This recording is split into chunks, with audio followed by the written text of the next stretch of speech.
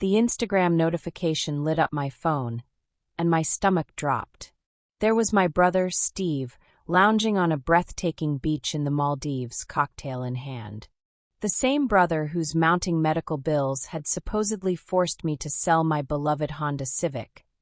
The first major purchase of my life, my symbol of independence, just 2 weeks ago. I'm Gabrielle, and this was the moment I realized my family had been deceiving me my entire life. "You've got to be kidding me," I muttered, scrolling through post after post. Infinity pools, sunset yacht cruises, champagne celebrations. The timestamp showed he'd been there for 10 days, the exact period when Mom had called me in tears about his emergency appendectomy. My phone buzzed again. "Mom." I let it ring. Maeve poked her head into my cubicle.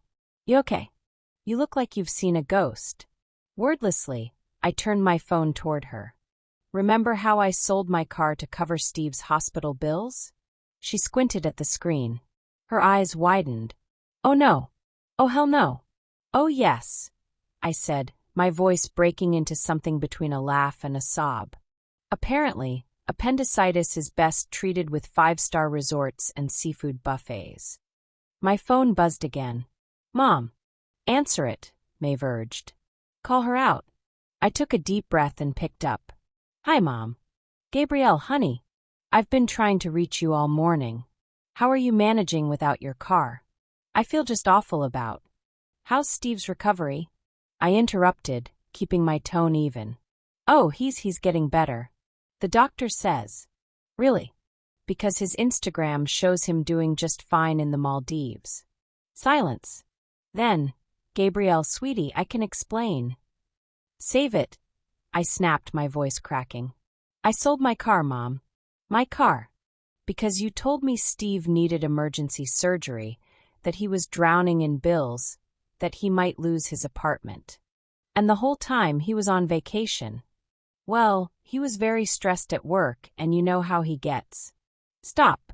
I stood, drawing a few concerned glances from coworkers. Lowering my voice, I continued.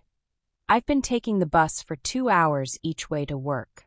I canceled my gym membership to make ends meet. Meanwhile, Steve is popping champagne. He needed a break, Gabrielle. You know how much pressure he's under." I exhaled sharply. "I'm hanging up now." "Don't be dramatic, honey. Family helps family. You've always been the responsible one." "Yeah," I said, my voice bitter. "And you've used that against me my entire life." I ended the call and blocked her number. Maeve touched my arm. "Gabrielle." My phone buzzed again. "Steve. Mom's crying. Why are you being such a—" I showed Maeve the message. She swore under her breath. "Want me to kill him? I know people." That made me laugh, an actual real laugh. "No," I said, a plan forming. "I have a better idea." I opened Instagram and commented on his latest post. "Glad to see my car money is treating you well. Hope the appendicitis cleared up nicely." Within minutes, my phone exploded with notifications. Steve's friends commented with question marks. Mom called from different numbers. Steve himself sent a flurry of furious texts. "You're starting a family war," Maeve warned, but she was grinning.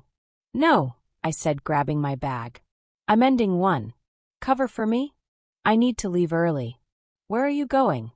"To the bank." I slung my purse over my shoulder. "Closing our joint account. Removing myself from Mom's credit card. And then, I'm finding a new apartment. One closer to work." Maeve nodded approvingly. "What about your family?" I looked down at my phone, where a new group text flashed. "Family meeting tonight. Non-negotiable." "They stopped being my family," I said, deleting the message. "The moment they decided my car was worth less than Steve's vacation." As I walked to the bus stop, a new notification popped up. "Brian from accounting. Saw your comment on your brother's post. If you need a ride home, I'm heading your way." I stared at the message for a moment before replying. "Thanks, but I need to learn to stand on my own 2 feet." The bus pulled up. As I climbed aboard, I felt lighter than I had in years. Sometimes losing everything is exactly what you need to find yourself. And I had a feeling this was just the beginning. I hit send, then immediately blocked the number. You know what's weird? For the first time since selling my car, I actually feel like I can breathe. That's because you're finally living for yourself. Bran said, it looks good on you. Our eyes met over the takeout containers, and something warm flickered in my chest and cleared her throat. Dramatically, well, I should head out early, meeting tomorrow. She winked at me. Not so subtly. Brian, take care of our girl, okay? After she left, Brian helped me break down empty boxes. You know, he said casually, there's this great coffee shop around the corner. Maybe we could check it out sometime when you're settled in. I smiled, thinking how different this felt from the constant drain of family obligations. I'd like that, as if on cue. Another unknown number popped up on my phone. Without even reading the message, I blocked it. Look at you, Brian grinned.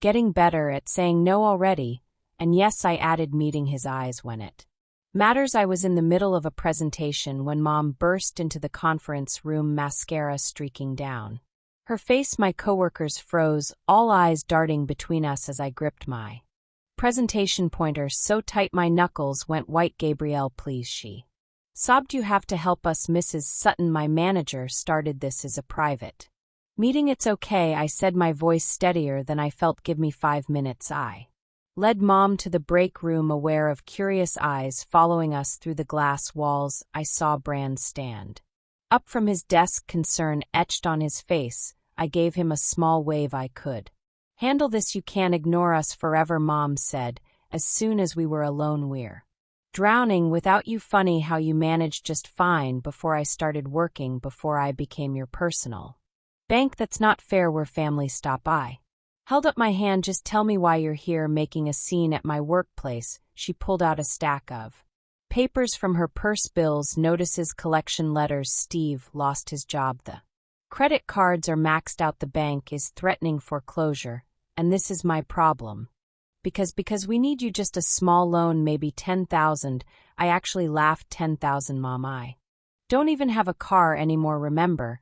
But your savings are for my future, not Mac's mistakes. I glanced at the bills. Why did he lose his job? She shifted uncomfortably. He had a disagreement with his boss about vacation time. Let me guess, he took unauthorized time off for his Maldives trip. He was stressed. He needed to be an adult and face consequences for once in his life. I stood up. Just like, now you're being cruel, she whispered. This isn't the daughter I raised. No, it's not the daughter you raised. Would have emptied her accounts by now, would have sacrificed everything to bail you out. Again, a knock on the break room door made us both turn. Brian stood there with Tegan. Everything okay? 10 asked. We could hear voices. Mom's eyes narrowed. Are these the people who turned you against us? No, Mom. These are the people who helped me see how toxic you are. I moved toward the door. I have to get back to my presentation. Gabrielle, please just listen. I think you should leave, Bran said firmly, before security gets involved. Mom gathered her papers, tears starting again. When did you become so heartless? When I realized my heart was the only thing I had left after you, and Steve took everything else after she left. Tan hugged me tight. You okay? No, I admitted, but I will be. Want me to finish your presentation? She offered. I shook my head. I need to do this show. Everyone, I'm professional. Despite that, I'll get you coffee after. Brian said you look like you could use it back in the conference room. I apologized for the interruption and continued as if nothing had happened, but as I wrapped up, I overheard two colleagues whispering, did you hear her brother lost everything after that luxury vacation he took with her? Money serves him right. My sister said she saw him at the mall yesterday, trying to return thousands in designer clothes. I packed up my laptop, pretending not to hear, but a small part of me felt vindicated. Karma was finally catching up. Brian was waiting by my desk, ready for that coffee. Actually, I hesitated. Can we get something stronger? I think I need a drink. I know just the place at the bar. After my first glass of wine, I checked my phone. 3 missed calls from Steve, 1 voicemail. You think you're so much better than us now. Mom's a mess. Because of you, I had to move back home. Because of you, I hope you're happy with yourself. You selfish. I deleted it before it Finished. You know what's ironic? I told Brian, they keep saying I abandoned them. But they're the ones who never showed up for me. Not once. He reached across the table and squeezed my hand. They lost. Yeah, I said, squeezing back their loss. My phone buzzed again. A text from Jonas. Saw your mother today. Don't worry about her dramatics. You're doing the right thing. I showed Bran the message. And he smiled. Smart man, that Jonas, smart enough to see what took me 29 years to figure out. Better late than never, he said, raising his glass to boundaries. I clinked my glass against his to boundaries and to finally enforcing them. Jonas showed up at my door on a rainy Sunday morning holding 2 cups of coffee and wearing a grim expression. Got a minute, kiddo, for coffee? Always. I let him in, noting how he seemed to be choosing his words carefully. What's wrong? Saw your mother yesterday, he said, settling onto my couch at the hospital. My stomach dropped. Is she okay? Panic attack. They kept her overnight for observation. He handed me a coffee. Steve wasn't there apparently. He was too busy trying to pawn his designer watches. I sipped my coffee to hide my trembling hands. Why are you telling me this? Because you deserve to know the truth, not the manipulated version they're spreading around. He leaned forward. Your mother's panic attack happened right after the bank officially started foreclosure proceedings. Let me guess, because of Max spending. Partially, but mainly because she's been paying his rent, car payments, and credit card bills for months, even before your car money went to his vacation. My phone buzzed. Brian, checking in. Still on for lunch. I typed back quickly. Rain check. Something came up. Gabrielle. Jonas said gently, I'm not telling you this to make you feel guilty. I'm telling you because you need to understand this isn't your fault. They were drowning long before you stepped away, but if I hadn't cut them off, they would have dragged you down with them. He pulled out his phone, showing me a social media post from Steve from just last night. Him at an expensive club, bottles on the table. He posted this while your mother was in the hospital. Of course he did. I set my coffee down hard enough to SLO it. Why am I not surprised? Because you finally see them clearly. Jonas stood up, walking to my window. You know, I've known your family for 15 years, watched you work 3 jobs in college while Steve dropped out of his 4th attempt at community college, saw you skip vacations to help with bills while he bought designer clothes. Why didn't you say anything? Would you have listened? He turned to face me. Sometimes people need to realize things on their own. My phone buzzed again. Maeve, this time 911. Your mom's posting about being in the hospital. You okay? I should check on her, I said, half standing. Should you? Jonas raised an eyebrow. Or is that your guilt talking? Before I could answer, my phone rang. An unknown number. I answered on speaker. Gabrielle. Max's voice filled the room. Mom's in the hospital, and you don't even care. She could have died from a panic attack about money problems you caused. Oh, so this is my fault now. The foreclosure, the maxed out credit cards, the vacation you took with my car money. Yes, Steve, it kind of is your unbelievable. He spat. Mom needs help with the hospital bills now. The least you could do, the least I could do is nothing. I cut in, which is exactly what I'm going to do. Fine, I hope you can live with yourself. When Jonas took the phone. Steve, it's Jonas instead of guilt tripping your sister. Maybe try selling those watches you were bragging about last week, or the designer suits, or maybe just grow up. He hung up and blocked the number before Ma could respond. Thank you, I whispered. Don't thank me yet. He handed me back my phone. The hard part's coming. They're going to escalate, make you look like the villain, try to turn everyone against you. They already are. I showed him my mother's latest Facebook post, a hospital selfie with the caption, missing my daughter during this difficult time, prayer warriors needed. Yes, the social media guilt trip. He chuckled. Your mother's specialty. My phone lit up with messages from relatives I hadn't heard from in years, all suddenly concerned about my absence. You know what's funny? I said, blocking numbers one by one a month ago. This would have broken me now. It just makes me angry. Good. Jonas headed for the door. Anger's better than guilt. Anger means you're healing. Jonas, I called as he opened the door. Why are you really here? He paused. Because 15 years ago I watched a little girl give up her college fund to pay for her brother's 3rd car. Someone should have stepped in then. I'm stepping in now. After he left, I called Brian. Rain check canceled. I could really use that lunch. Everything okay? No, I said honestly. But I'm done feeling guilty about that. I'll pick you up in 20, he said, and Gabrielle.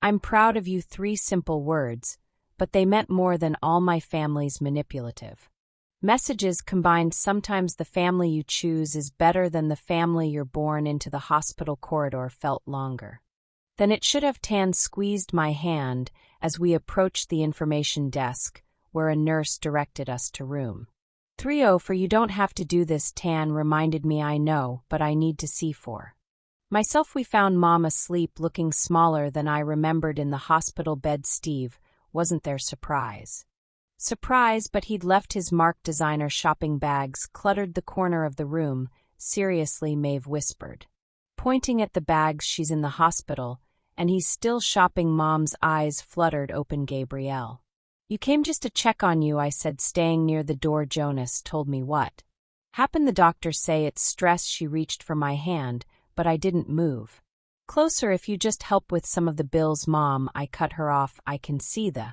shopping bags. She glanced at the corner and flushed. Your brother needed nothing in those bags. I pulled out my phone and showed her Steve's latest Instagram story. Him at a club last night. Caption reading, can't keep a good man down. He's dealing with this in his own way. She defended, while you're in the hospital. Tan interjected, that's cold even for him. Don't judge him, Gabrielle. Tell your friend to what? Point out the obvious. I stepped closer to the bed.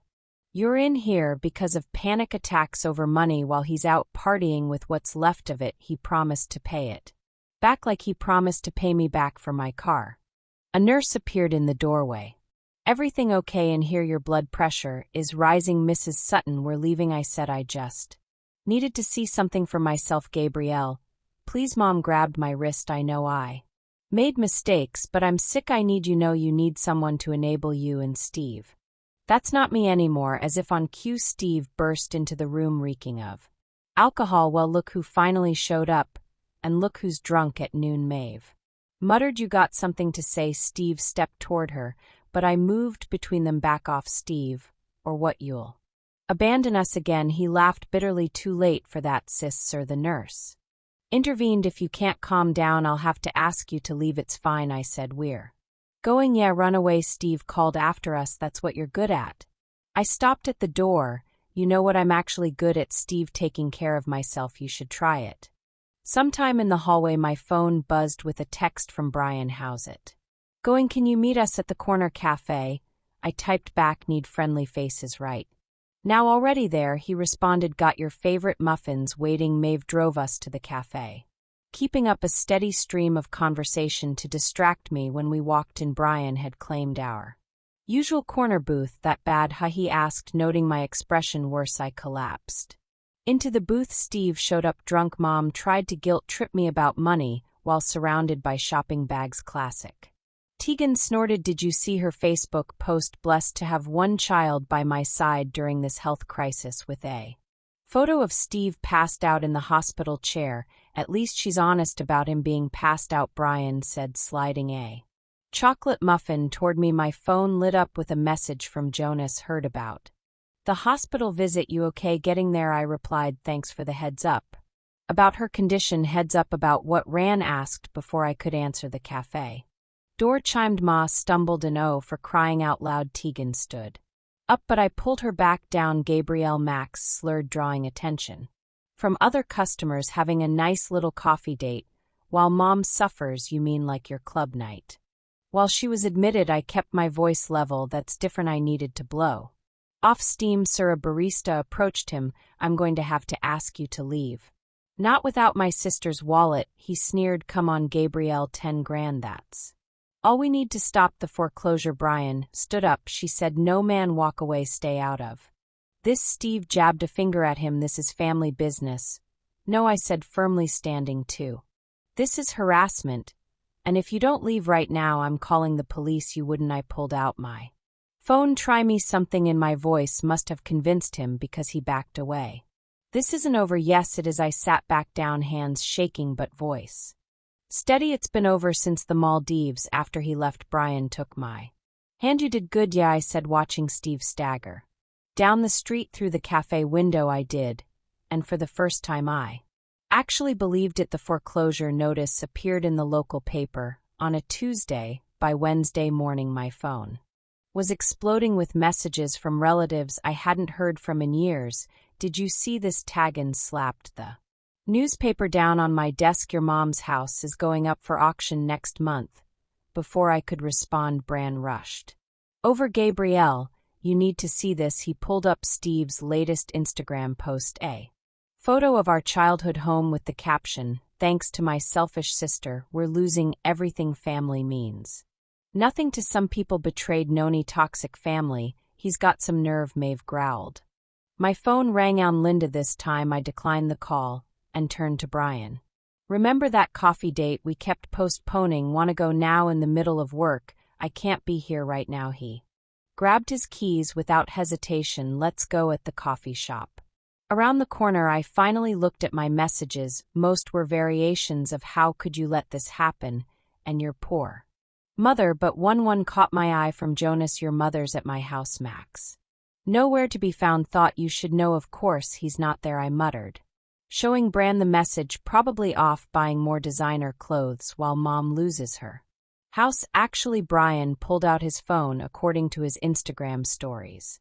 He's at some resort in Miami right now. What? I grabbed his phone. Sure enough, there was Steve poolside with tails. "How is he affording this?" "Probably with whatever is left of your car money," he said gently. My phone buzzed again. Mom calling from Jonas's phone. After a moment's hesitation, I answered on speaker. "Gabrielle, please come to Jonas's. We need to talk about how Max in Miami while you're losing the house." Silence. Then he said it was a business trip.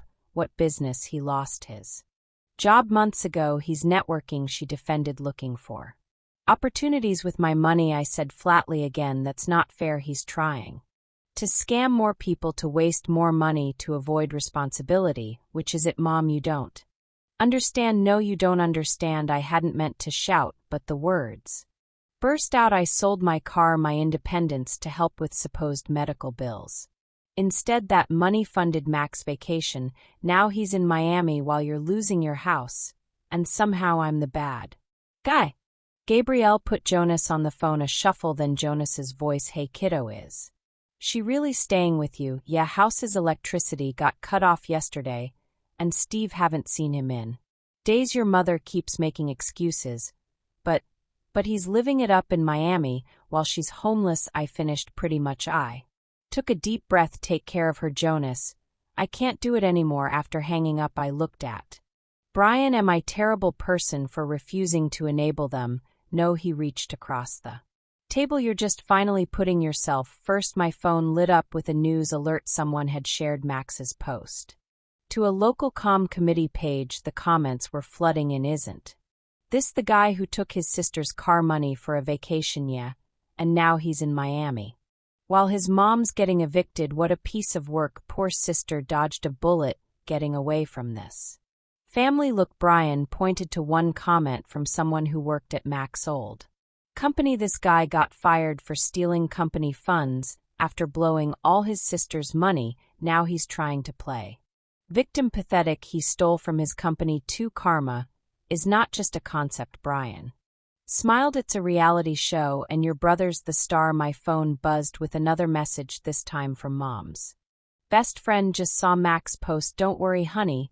We all know the truth. Your mother enabled him for years, and now they're both facing consequences. Stay strong." "You know what's weird?" I said, showing Bran the message a few months ago. "This would have destroyed me. Now it feels like validation, because you're finally seeing clearly, and apparently so is everyone else." I looked at Max's Miami photos again, then at the foreclosure notice. He's really going to let her lose everything while he parties in Miami? "That's on him," Brian said firmly. "Not you." My phone buzzed one final time.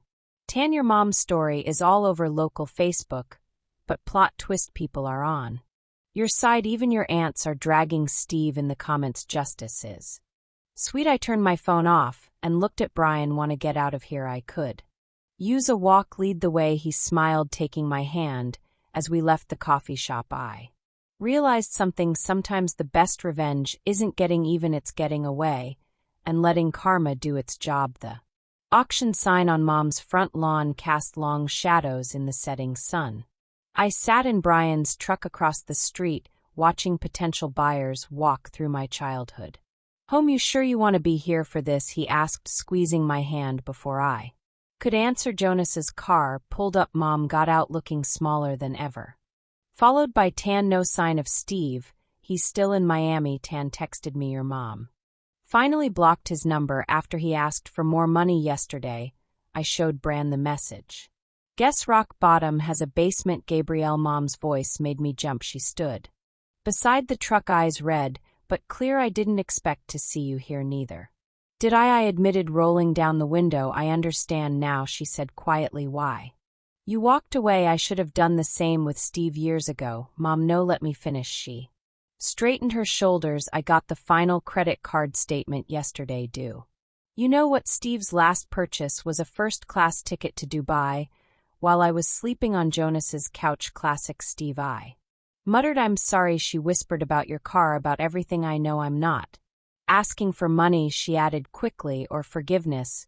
I needed you to know that you were right and I was wrong about so many things." Jonas appeared behind her. "Bethany, the realtor, needs you to sign some papers." She nodded, then turned back to me.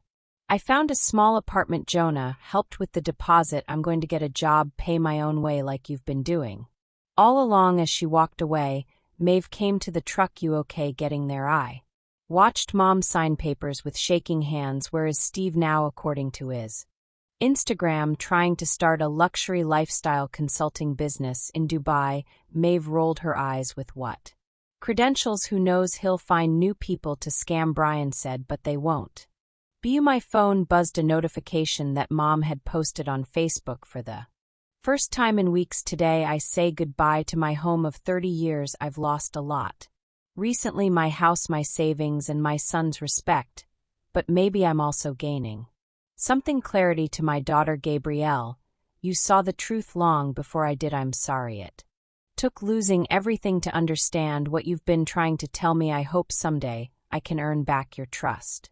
For now, I'm learning to stand on my own 2 feet. Better late than never." Wow.